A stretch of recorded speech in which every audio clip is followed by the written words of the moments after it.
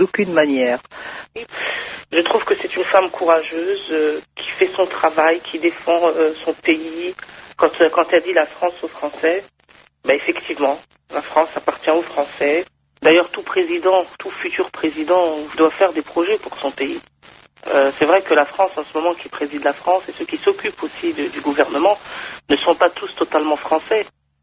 Il y a de diverses communautés. Il y a des juifs, il y a des arabes. Et tant qu'elle respecte la liberté d'autrui, tant qu'elle respecte les musulmans, quand ils décident de pratiquer leur religion en toute liberté, si elle s'oppose pas à ce qu'ils aillent à la mosquée le vendredi, à ce qu'on ouvre nos sandwicheries halal, à ce qu'on vende nos viandes et qu'on vive notre vie en totale liberté ici en France, bon. Salam alaikum wa rahmatullah. Je comprenais pas pourquoi Marine Le Pen était invitée à Radio Orient, alors que vous savez très bien que c'est une raciste.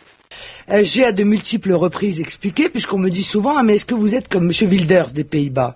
J'ai dit non, nous avons une différence fondamentale. M. Wilders, il lutte contre la religion musulmane. Très clairement, c'est dans son programme, il lutte contre l'islam. J'ai dit, moi, je ne lutte pas contre une religion, je lutte contre un État dans l'État. Je lutte contre le communautarisme. Je suis totalement une adversaire résolue du communautarisme. Qui a commencé à dire un tel d'origine algérienne, d'origine ceci, issu de la diversité?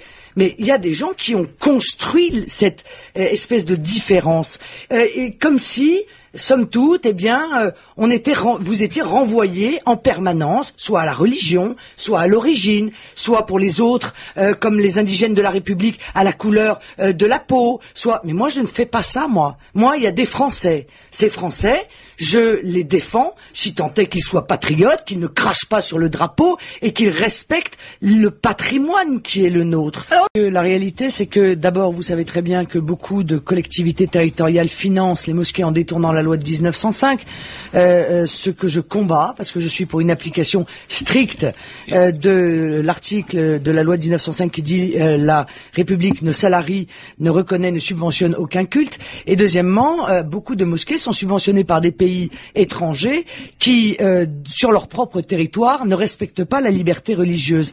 Par conséquent, moi j'avoue que je suis plutôt sur la position de la Norvège, à savoir que je pense que les fidèles doivent financer leurs lieux de culte et que des pays étrangers peuvent également le faire s'il y a une réciprocité, c'est-à-dire s'ils acceptent eux-mêmes la construction de lieux de prière